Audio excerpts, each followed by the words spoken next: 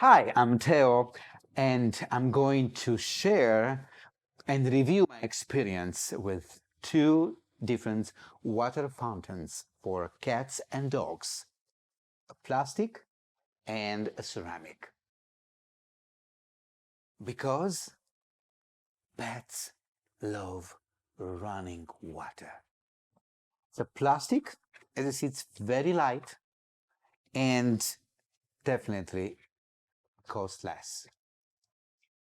The ceramic one doesn't get scratched and you don't need to clean so often. The plastic one gets scratched very easily, get molds, get hair, and you need to clean it very often. In the plastic one, the water will be warm in 2 hours. In ceramic one, the water will stay cold for 24 hours. The ceramic one, it's heavier, and even you are going to pay a little bit more, it would last longer. My conclusion, if you love your dog or cats, the ceramic one, it's a perfect investment.